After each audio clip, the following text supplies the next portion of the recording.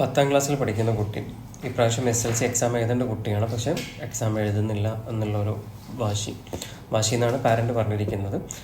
പിന്നെ ടീച്ചേഴ്സും സംസാരിച്ചിട്ടുണ്ട്, പാരൻറ്റും പറയുന്നത്. പക്ഷേ കുട്ടി എത്ര ശ്രമിച്ചിട്ടും കുട്ടി ഇപ്രാവശ്യം എക്സാം എഴുതാൻ വേണ്ടിയിട്ട് തയ്യാറാവുന്നില്ല. ഞാൻ പഠിക്കുന്നില്ല, എന്നെക്കൊണ്ട് പറ്റുന്നില്ല, അല്ലെങ്കിൽ എനിക്കെല്ലാം മറന്നു പോകുന്നു എന്നൊക്കെയാണ് പറയുന്നത്.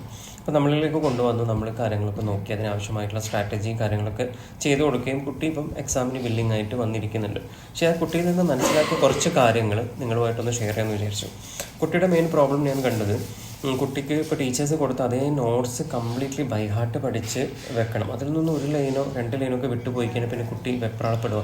എനിക്ക് ഓർമ്മയില്ല, എനിക്ക് പഠിക്കാൻ പറ്റുന്നില്ല, പഠിച്ചതൊന്നും ഓർക്കാൻ പറ്റുന്നില്ല, ഞാൻ എന്ത് ചെയ്യും, ഞാൻ എക്സാമിന് തോറ്റു പോകും, എൻ്റെ ഫ്രണ്ട്സ് എല്ലാം ജയിച്ചു പോകും എന്നൊക്കെയുള്ള ഒരു ലെവൽ ഓഫ് തോട്ടിലേക്കാണ് അവർ വന്നിരിക്കുന്നത്, ഒരു ആങ്സൈറ്റി ലെവലായിട്ട്. അപ്പോൾ ഞാൻ പറഞ്ഞു വരുന്നത്, ഈ കുട്ടിയിൽ കണ്ടൊരു സ്ട്രാറ്റജി ബൈ ഹാർട്ടിങ് മെത്തേഡാണ് എന്നുള്ളത്. ഇപ്പം എവിടെയെങ്കിലും ഒരു പോയിന്റ്സ് മിസ്സാകുമ്പം പിന്നെ ആകെ ടെൻഷൻ ആവുകയാണ്. പിന്നെ അടുത്ത ഓർമ്മയുള്ള പോയിന്റ്സും അത് അവിടെ കൈവിട്ട് പോകുന്നുള്ളതാണ്.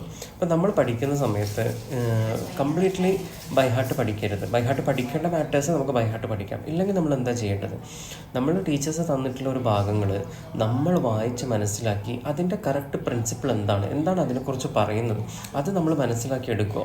അതിൻ്റെ മെയിൻ പോയിന്റ്സ് ആണ് നമ്മൾ ഓർത്ത് വെക്കുക. ബാക്കി നമുക്ക് നമ്മളൊരു ഐഡിയ വെച്ചിട്ടാണ് അത് നമ്മൾ എക്സാമിലോട്ടേക്ക് എക്സിക്യൂട്ട് ചെയ്യേണ്ടത്, പേപ്പറിലേക്ക് എക്സിക്യൂട്ട് ചെയ്യേണ്ടത്. അല്ലേ, എല്ലാം നമ്മൾ ഈ ടെക്സ്റ്റ് ബുക്കിലും നോട്ട് ബുക്കിലുള്ള എല്ലാം അതേപോലെ പഠിക്കണം. അത് ഒരു വരിയോ 2 വരിയോ മിസ്സാവരുത്, അല്ലെങ്കിൽ ഒരു വേർഡ് എൻ്റെ കയ്യിൽ നിന്ന് പോകരുത് എന്നൊക്കെ ചിന്തിച്ച് കഴിഞ്ഞാൽ അത് ഭയങ്കര പ്രയാസമായിരിക്കും. അത് അങ്ങനെ തന്നെ എക്സാം എഴുതണമെന്നും ആരും പറയുന്നൊന്നുമില്ല. നിങ്ങൾ ആ ചാപ്റ്ററിലെ ആ ഭാഗത്തിൽ നിന്ന് നിങ്ങൾക്ക് മനസ്സിലാക്കിയ കാര്യങ്ങൾ എന്താണ്, അതിൽ പ്രധാനമായിട്ടുള്ള പോയിന്റുകൾ, അതൊക്കെ മനസ്സിലാക്കി നിങ്ങളുടേതായ ഒരു ഭാഷ ഉപയോഗിച്ച് എഴുതിയാലും മതി.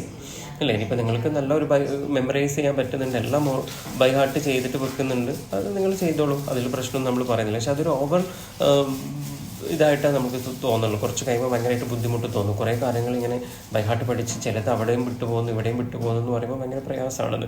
പക്ഷെ അതിനേക്കാൾ ഒരു പവർഫുൾ സ്ട്രാറ്റജി എന്ന് പറയുന്നത് നമ്മൾ വായിച്ച് മനസ്സിലാക്കുക, അതിൻ്റെ ഒരു കറക്റ്റ് കോംപ്രിഹെൻഷൻസ് എന്താണെന്നുള്ളത് എടുത്തിട്ട് അത് നമ്മൾ എക്സിക്യൂട്ട് ചെയ്യാൻ വേണ്ടി ശ്രമിക്കുക എന്നുള്ളതാണ്.